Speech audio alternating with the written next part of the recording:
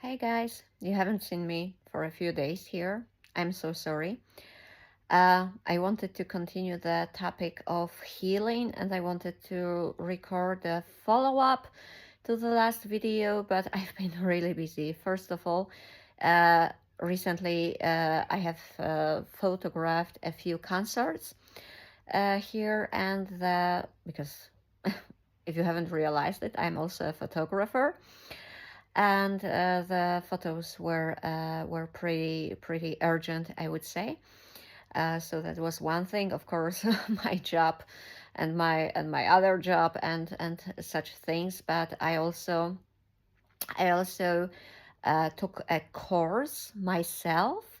It was also an inner healing and kind of inner work course with a fantastic girl from India. Her name is Divya. Divya, if you're watching me, you're my angel. Thank you a lot for helping me. I've been pretty busy, and I haven't felt like in appropriate energy to talk further. But today I want to share a few words. Uh, First of all, because it feels right. I want to talk to you. I have missed you, and a few things at the same time resonated again. So actually, these were the things also which Divya taught me, showed me, or kind of discovered in my energy.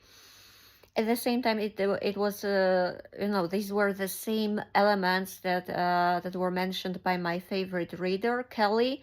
Warm greetings to Kelly if you happen to watch it anytime, one day, someday, now. I don't know. And I returned also to another healing course that I started myself a few months ago, and then I dropped out. I stopped doing it and I was procrastinating. And of course, at the same time, I was really frustrated due to my procrastination. But now I understand why I had to take this break. And now, when I returned to that course, I will show you it probably in a moment. I understood that I wasn't ready when I started it. Now I learned a few more things. I have understood a few more things in the meantime. So now I understand. I understand and feel much better some of the topics that are inside, and I can do them better. And all together, and my old video where I basically, when I record the videos, it's like tarot readers channeling. uh, when I talk about some kind of psychological or spiritual matters, I'm also like in the state of channeling, so I have no idea then what I was really talking about. Okay, I have the general idea, and I sometimes, not always, I have the general idea of what I want to talk about before I start, but then I'm in this flow and I'm like, what I was talking about.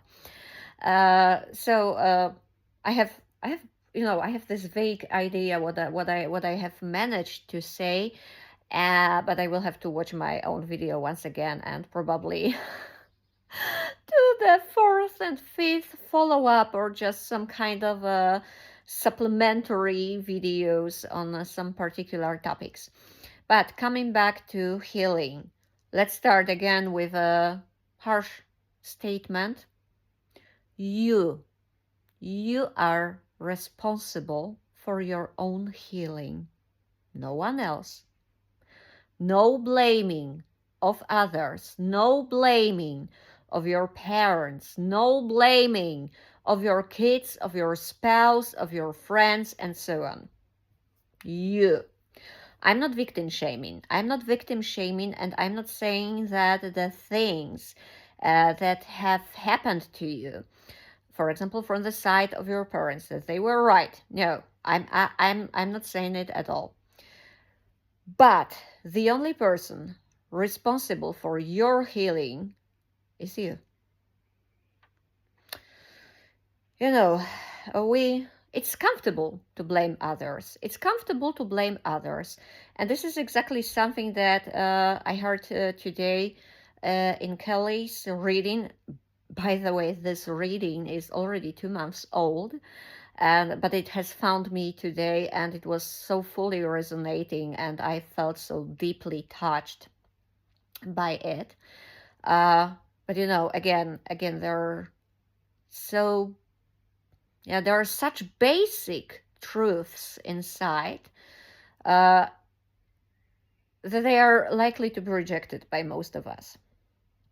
So it is comfortable, to, oh my God, I'm gonna trigger you. I'm terribly sorry for triggering you, but it's truth. It's comfortable to stay in the victim's role. It is. It is, because then you don't take responsibility for your own energy, for your own words, for your own actions, for your own life, and so on and so forth. Again, I want to highlight, it's not right what has happened to you and what other people have done to you. It's not right, it was not right, and so on. But still, staying in the victim mentality, in the victim energy, and not doing anything with it, it's already your responsibility. And unfortunately, I'm also speaking from my experience, because as I have mentioned, and as some of you know, some people, when they learn a little bit more about my childhood and about my past, they are kind of shocked, because I trust me, out of thousands of terrible things that happen to people, in most cases I am able to say I have been there. So I don't know if I have already mentioned my sister by heart, not my sister by blood. As far as I know, I don't have any sisters by blood, but I have sister, maybe even more. But I have my main sister by heart. She's the person who knows most about me. I think she knows 90% of my story, which is very long, and it took us long years to talk about it. Not because I was protecting myself and I didn't want to tell her about it. No, because it's been so much, and it took us long years and hundreds of hours of conversations. And at some point, when she still didn't know about everything, I remember she told me, I'm really surprised you haven't killed yourself. I'm really surprised you haven't killed yourself. And she's a very calm and intelligent and reasonable person. And she doesn't use any emotional words or expressions. She's not overly emotional or exaggerating. She's also a university professor, and researcher. So when she said something like that, it gives you a hint. So first of all, she said that she was surprised that I hadn't killed myself. Secondly, she said she was also surprised that I was still talking to my family. Yeah. So my life hasn't been easy, trust me. And yeah, when I shared my just a sketch of my childhood with Divya, the girl also started crying. And she has a lot of course participants. She helps a lot of people. It's one of her professions, and it's her sole mission. So I guess it's hard to surprise her. Ta-da! And here I come. Anyway, since so many terrible things have happened to me, I also, decided to accept this victim mentality and victim role and so on. A few years ago, I was not even aware of it, because I'm not saying that you take this decision. Okay, so great. Let's take this role. I'm gonna be a victim. No, nobody does it, or I guess nobody, maybe a few people, but most of us, it's just It's just our past and our feelings and our emotions that work this way, and we need to awaken. We need to be aware to know that we are really in this energy, in this role, and so on. But why I'm saying it's comfortable? It is comfortable because we do not change, we do not heal, we do not go to the therapy, or it is not the appropriate therapy that we need. And every time something is difficult or something breaks down, something crashes, and so on and so forth, we can always say, it is like that because I had a shitty childhood. It is like that because, my parents didn't love me, my parents hurt me, my parents left me, or some other things happened. There are unfortunately many various things that may happen to us when we are, first of all, when we are kids, but also later. It doesn't need to be your childhood. Usually it starts in your childhood, but it can be also later. And we get stuck in this victim mentality, and it doesn't help us. And it also does not help our environment. And I will kind of return to my recent topics. It also doesn't help your kids. If you happen to be a parent, or if you want to be a parent. So staying in this negative energy, staying in your victim mentality, staying in all that dark energy, dark thoughts, and so on and so forth. First of all, it's harmful for you, for yourself. You are the first victim of that. Secondly, if you want to be in a relationship, or if you are in a relationship, you're hurting, or you're gonna hurt your partner. Because you can give only what you have, and you can meet another person only from the place where you are. So if you are in the place of negativity, if you're in the place of hurt, all you can give is exactly. If you don't love yourself, if you don't accept yourself, you cannot give another person real love and acceptance, because you do not have them. You cannot give something that you do not possess.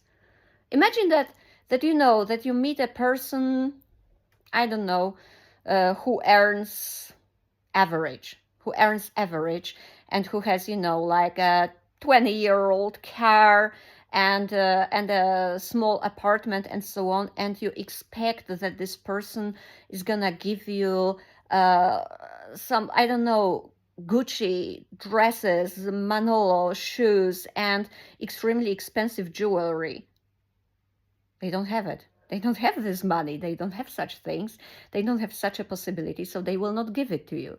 And when it comes to material things, we usually, okay, so some people don't understand it, but most of us do understand it. If you cannot afford something, if you do not have something, if you do not have this money, you will not be able to give it to another person, or you do not expect it from your partner. If your partner is not a millionaire, you do not expect them to give you, I don't know, a mansion and a yacht as your birthday present.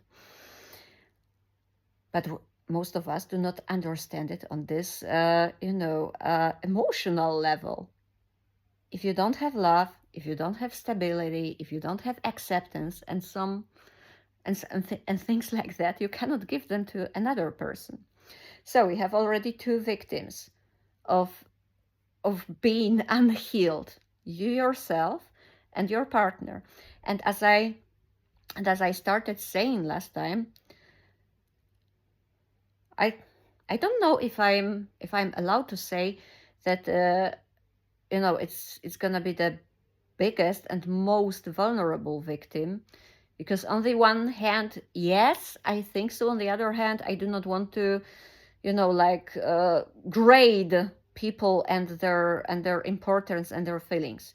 But the third person or people will be your kid or kids, because you will project everything onto them.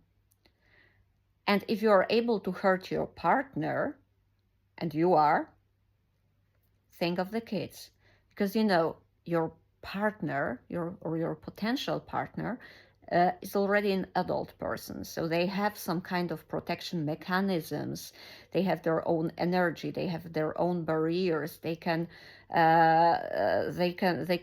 you know, raise some border and so on and so forth. But kids, they are not protected. They are totally vulnerable. They are also, you know, they completely depend on you. This is also one of the reasons why, while, you know, childhood wounding is so terrible and so important and crucial and so on, and why it stays with us. Because if you are an adult person, if you are in a toxic environment, of course, very often it is not easy. Very often it is not even doable. But in many cases, you can leave a toxic situation. You can leave a toxic environment.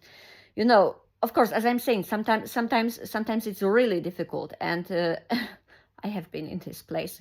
You know, sometimes people ask, oh, if there is a violence in this family, if this man, okay, it doesn't have to be a man, but let's say stereotypically, that this man beats his wife, why doesn't she leave him? And you know, sometimes it's not that easy. I know that it's not that easy.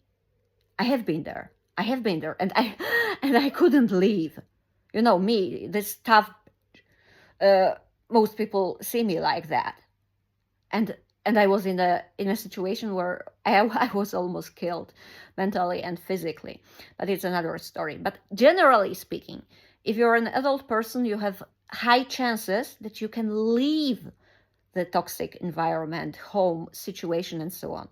If you are a child, you're just a few years old, you completely depend on your parents. You cannot pack your stuff and you cannot say, you know, it's toxic, I'm leaving. No. Because, you know, as long as there is nothing really extreme and appropriate, I know, organizations or people do not see it and they don't take you out, you're gonna stay there. And you know, mostly the kids really need to be abused, you know, like physically. They need to be bitten. There needs to be violence, you know, like physical violence. They need to be hungry, dirty, miss classes and so on, so that they are taken out of this environment. But if this environment is not like that, and you know, it's just a mental toxic situation, and sometimes, you know, sometimes people do it on purpose, sometimes they do it unconsciously, sometimes they do it because they are unhealed and so on, you know, thousands of various situations. But if your emotional needs, if your need of, if not, you know, of being heard, understood, loved, listened to, if your need to live in a stable environment, if it is all not satisfied, and you stay in this environment, you need to survive. And you know, and kids learn some kind of survival strategies. And you know, it is this wounding then that you then carry with yourself, and that you carry, it's like a burden. It's something then that then you then project onto your relationship, and unfortunately it's something you project onto your kids. So I think I'm gonna talk about childhood wounding in a separate video, because I think we could talk about it for hours, days, weeks. Anyway, we have those woundings, we have those problems, and so on, and we have all those victims. So yourself, your potential partner, or your partner, and your kids. So, what is your responsibility? Unfortunately, your responsibility is to heal, and start doing it as fast as you can. Because, you know, it is this wounding, that negative energy, childhood trauma, generational trauma, anything bad that has happened to you, It affects your mental health, your energy, but also your body.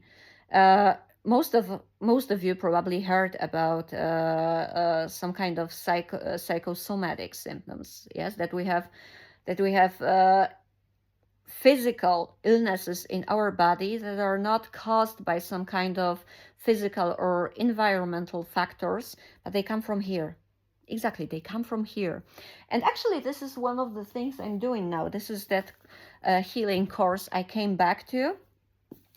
In my first videos, I mentioned another book of my former colleague and a friend of mine, Sonia. Oh my God, I mentioned only girls. Boys, where are you?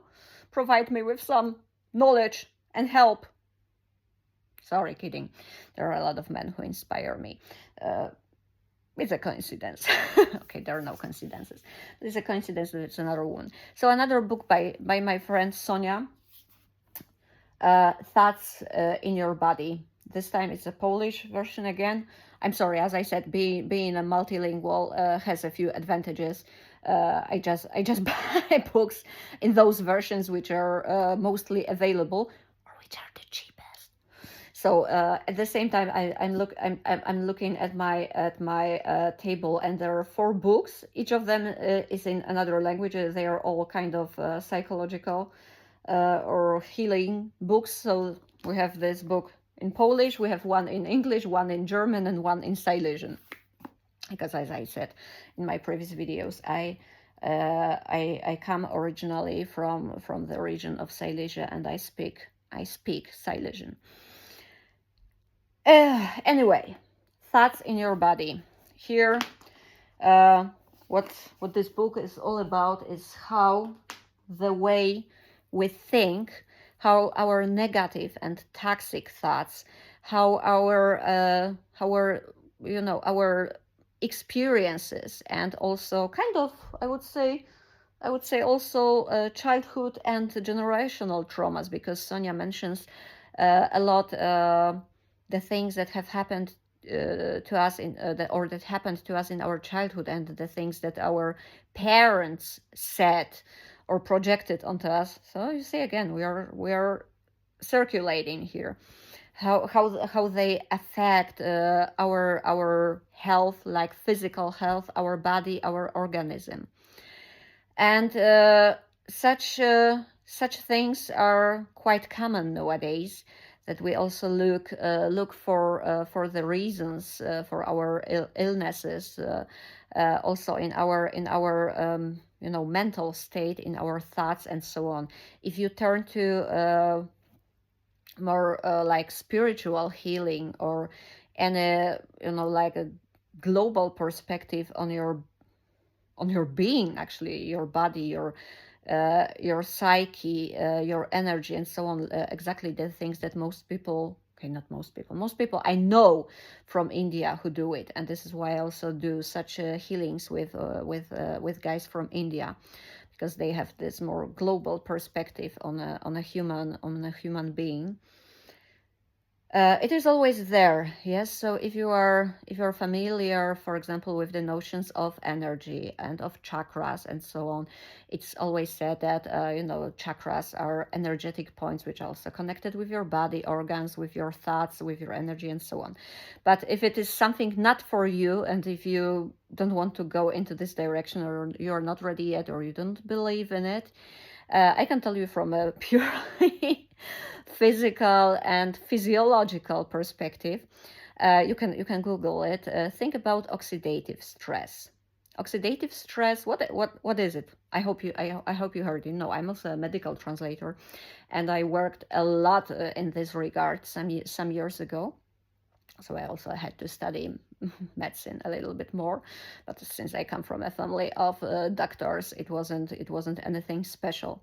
Oxidative stress means that there are too many free radicals in your body and not enough antioxidants, and it causes your body cells, all of them, all the cells in your body, just to die, just to decay. And when they die, or when something bad happens to them, when they mute and so on, then you have various diseases from cancer to Alzheimer and so on and so forth. And of course, there are dozens of reasons, or there are dozens of factors that affect oxidative stress. So it can be your diet, it can be, like drugs, drinking alcohol, and some kind of radiation in your environment, and so on and so forth. But it's not a coincidence that the term is oxidative stress. So also stress, negative thinking, and stress hormones like cortisol, for example, too high levels of cortisol, they also boost oxidative stress. So this is exactly what we have also in this book by Sonia. So if you keep on thinking only negative things, if you are stressed, if you project this negativity, if you concentrate on negative things, if you think that your life sucks, that you have not enough time, that you are under pressure, that you are not respected, that everything turns bad, that you cannot manage, and so on, and you go in these circles, you produce this way stress hormones, and they affect then your body. So not starting your healing, mental healing, causes your mental state to deteriorate, your body to be ill. All of this and your projection of your traumas, of your stress, of your fears, negative behaviors, and so on, can destroy your relationship with any people around you. Any.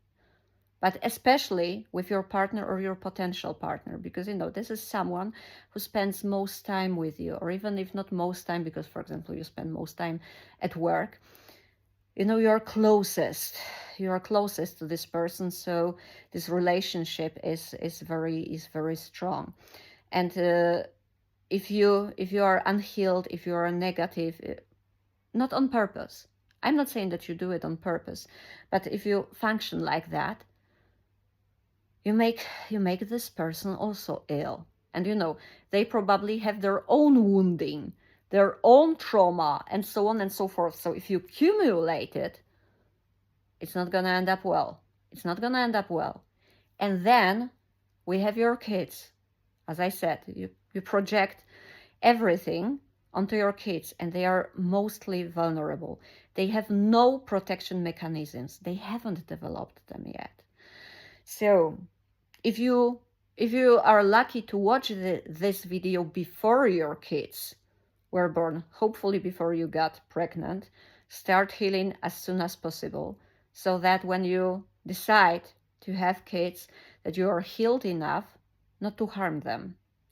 If you're already pregnant, do it even faster, because as I said, stress hormones, such things, they circulate in your body. So if you are stressed, if you are negative, and so on, if you have a little human here inside, you give them everything. A lot of pregnant women say that their babies, little humans inside, they can feel their emotions. Of course they can. If you do not believe in energy, as I'm saying, it's just pure hormones. It's just pure physiology of your body, of your organism. So if you're already pregnant, do it as soon as possible, so that your baby is not being harmed already, developing inside. And when your baby is born, so that you are more stable. Then you can say, okay, Dottie, I screwed it up. My kids are already here.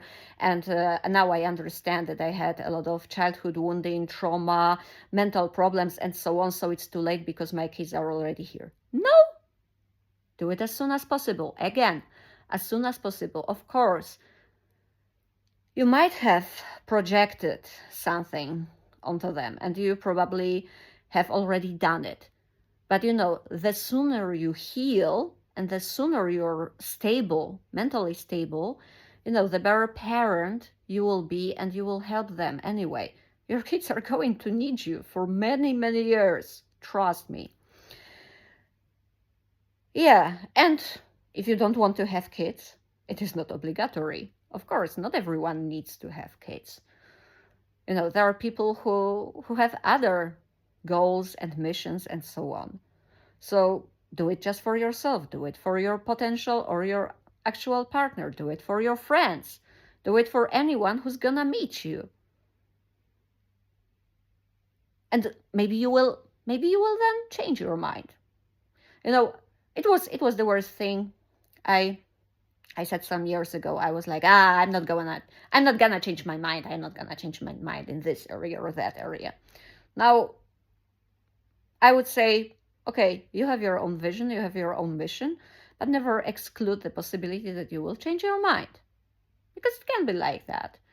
If it happens, it's fine. If it doesn't happen, it's also fine. But finishing this topic, you are responsible for your healing. And start doing it for yourself, mainly for yourself, but also for your family, for your new family, for your partner, for your kids. If you don't have kids, maybe for your furry kids. Maybe you have a dog and a cat. Maybe you yell at them like your parents used to yell at you. And dogs, cats, animals, pets, they are as vulnerable as kids. They are also fully dependent on you. Do your healing, and I'm sending you a lot of light and love. See you later.